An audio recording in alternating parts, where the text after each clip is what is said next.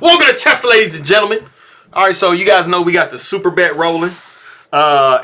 So we just finished round 5. They're in the process of playing round 6. And I have to mention Viswanathan, man. He's like literally won all of his games both days. So if he wins this game, he is 6-0. It's like some Bobby Fischer stuff. Crazy, man. But for all of my people that are in the Philippines, I would say mabuhay to you, kamusta na, aking makaibigan. I appreciate you guys very much for watching my stuff. I had a video that I made yesterday. It did pretty good. A lot better than recent times. I've kind of been in a slump for like the past 5 or 6 months. So hopefully I can dig myself out of that. That's what I'm trying to do right now. But I appreciate you guys very much for stopping by. Anybody who is coming from Poland, I will say Cześć, Dziękuję. Thank you guys very much for stopping by and taking a look at my stuff. But if you guys are ready to go, we will take a look and see what we got for this game. So we do have e4, we got e5, knight to f3, knight to c6, bishop to b5, knight to f6. And we do have a Berlin, but it is a decisive Berlin. So even though it is notoriously drawn, we've been having a lot of, decisive Berlins recently. And this is definitely one of those games. So we do have d3, just being solid, just making sure that we protect the pawn. Then you can get castled and, start to develop your pieces and stuff like that with all these knight arrows. Of course, the knight can't do that, but you see what I mean. We got bishop to c5. We got c3. We don't want this knight being pesky and jumping in anywhere. So we do have d5. Most logical thing to strike in the middle. Pawn takes d5, queen takes d5, and then we get a nice little tempo on the queen. Bishop to c4 until the queen decides to come back to d6. We see knight b to d2. We see castles by black. We got b4, so we're just immediately going on the attack. Not even castling, saying, castling is for scrubs. Let me just, okay, cool. We got bishop back to b6. We got a4. We got bishop to f5. And we do have a5. And it seems that we have trapped our bishop. So Wesley has trapped his bishop. What to do? Okay, so this is actually the novelty of the game, a5. a5 has never been played before. I'm not sure 100% what move has been played before, but like I said, a5 has not. Maybe castles in this position. But we have reached a point in the game also that if you do want to stop the video and guess and see what Wesley does in this position, go ahead and do so.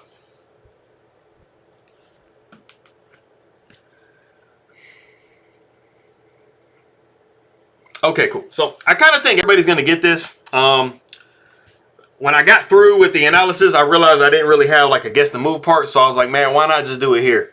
There's really just 2 possible things you can do.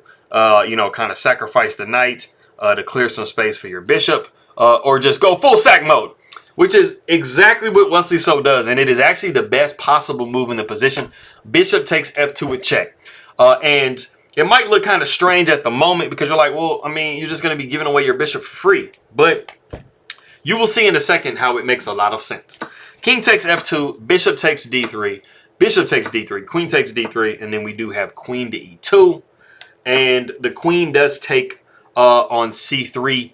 And then we have rook to a3, queen takes b4. So as you can see, in this position that we have on the board, black is literally up 4 pawns. So normally when you sacrifice a piece, you want to get at least 3 pawns back in compensation, because usually with a minor piece, 3 pawns can kind of equal the piece, depending on where they are and, the position itself. But, I mean, Wesley has 4 pawns for the bishop, so he has enough compensation, more than enough compensation for giving the piece away. But if we back up, after we did see, all this, the queen taken and stuff like here, nothing that you try to do to hold on to these pawns really work. If you go rook to a3, you are looking at knight to g4, and then the king is going to be coming down, and then rook a to d8. And as you can see, even though black is down a piece, they do have all of their pieces working, and they have this pretty dangerous central pawn, and the king is stuck in the center of the board with, really, it's stalemated because, I mean, you can't make any of these movements. So this is a very, very dominant position for black. And instead, if you went queen to b3, thinking, okay, I'm just going to hold on to this pawn, you would be looking at e4, sneaking the queen to c4, but then you would be seeing e3 with check and then king going down to g1. This is not what you want either. So, like I said, because of the position that we have, the fact that the white king is like stuck in the middle of the board and like completely checkable, and the fact that black is completely developed and white, you know, still has a lot of development to do, you know, that causes black to have such a nice position. But like I said, we did see queen to e2, and we saw black pretty much take all of white's pawns. And then after the queen took b4, we saw queen to c4. And like I said, I mean, Wesley So is just 4 pawns up for the bishop. So, well, you know, more than enough compensation. We do see e4. Knight comes to e5, trying to deflect this knight. Maybe Wesley So forgets, you know, that it's protecting the queen, and then now white is just winning the game. But we're not seeing that. We see rook a to d8. We got queen takes b4, knight takes b4, knight d to c4. You do, whenever you do have knights in the middle of the board, you do kind of want to keep them together. So as you can kind of see, you know, these knights are pretty much holding each other. We see rook f to e8. We got bishop to g5, knight down, rook down to d4. We see bishop down to e3, but knight to g4 kind of takes care of that. Knight takes knight to g4 with check, knight takes g4, and then we do have rook taking c4. So we managed to deflect the knight away from the other knight to just take it. And then we do have bishop taking a7.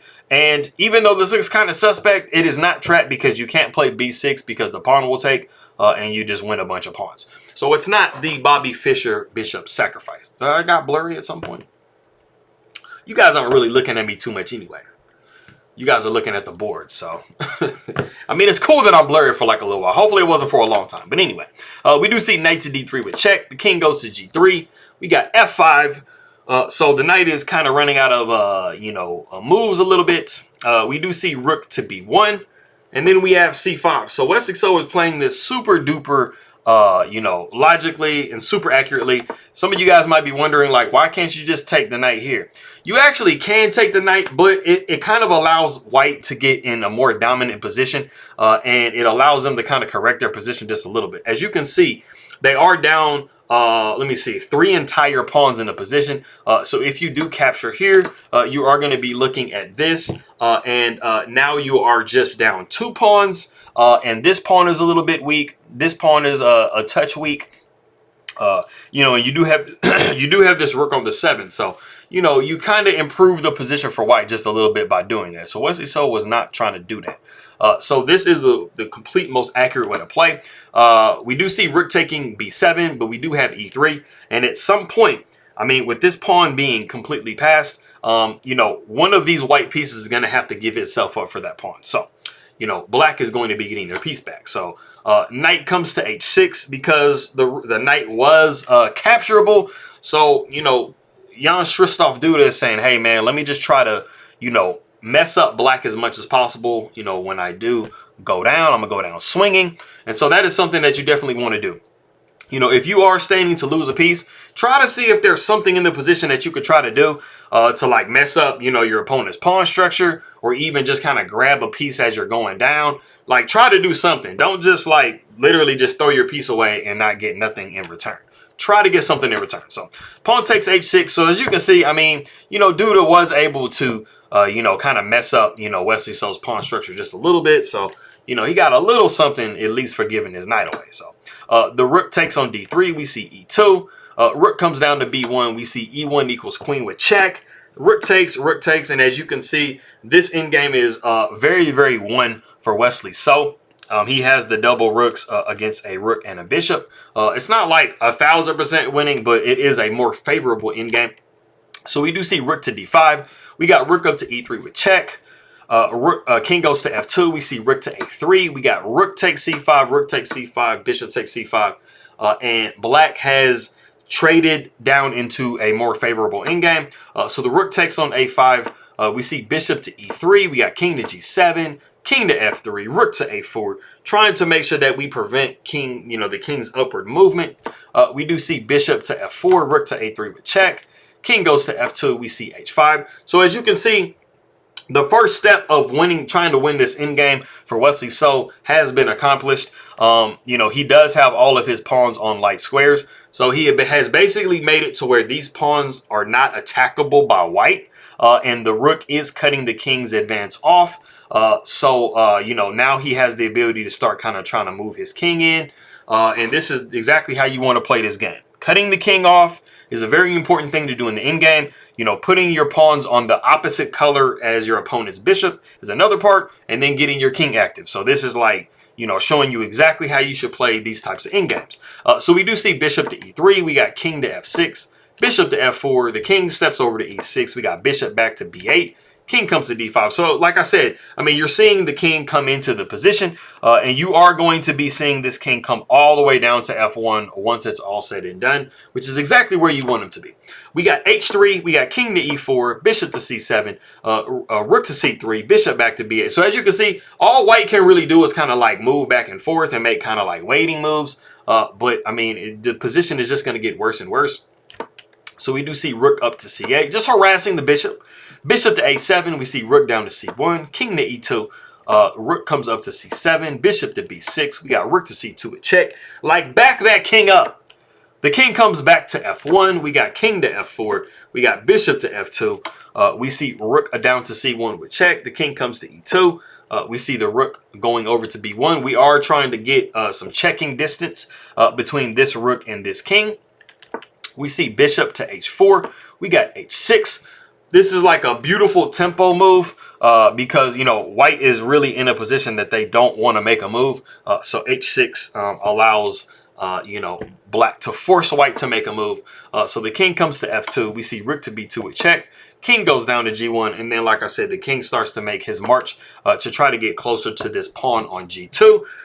So king to e3. We got king to h1. King to e2. King goes to g1. We place another check on the king on b1. The king comes up to h2, and then, like I said, the king comes down to f1. And now it is impossible for you to protect this pawn. You don't really want to push it because you're going to be helping black improve their pawn structure. So let's say, for example, you like push it up to here. You are going to be looking at checking here, and the bishop is just like really, really sad in this position. King's going to have to come back down here, and yeah, it's just bad. And then, of course, you don't want to go this here because you are going to be allowing, the pawns to trade and getting into a more favorable endgame when you just have a bunch of pawns and a rook. So like I said, after king to f1, the bishop stepped back to f6. We did see rook to b6, bishop to e5, and then we have rook to e6. We got bishop to f4, rook down to e2. Now we have gotten our position to where we are going to be grabbing this pawn, and it is pinned to the king. We do see king to g3, and then we have the really, really nice move h4. As I always tell you guys, when you do have like doubled pawns or weak pawns, you definitely want to try to find a situation where you can get rid of this pawn, because then it makes this pawn a little bit easier to control. So h4 perfectly does that, and it does deflect this king away from the protection of this pawn. So after we see king taking h4, king taking g2, bishop taking h6, even though we have given away a pawn, we are going to be checking on e4, and this is the move that ends the game. Jan-Krzysztof Duda does resign the game in this position, and it's basically because you really don't have anywhere good to go. If you go king to g5, you're looking at f4, and this pawn, you really can't do much to stop it. You're going to have to, try to, swing your bishop around or something like that to try to give it up, but you're not going to be in time. And if the king goes up, it's still f4. The bishop has a big decision to make. Is it going to give itself up, or what is it going to do? You can't allow this pawn to queen at all, and there's just nothing else to do other than put the bishop in the way, which, of course, you guys know is 1000% losing. So you don't want to do that either. So like I said, in this position that we had here, this is when Jan-Krzysztof Duda did resign the game. And Wesley So is, I believe he is 6 or 8. So he's like trailing Anand just a little bit, but like I said, Anand is like literally just demolishing everybody that he plays. Like, it's almost like he's like, in his 20s again, or like world championship. Like, if he keeps playing like this, he's going to be the Blitz world champion this year. Like, it's crazy. But I appreciate you guys very much. Jan-Krzysztof Maraming salamat, aking makaibigan. Mikiro tayo mamaya, and I'll see everybody next time.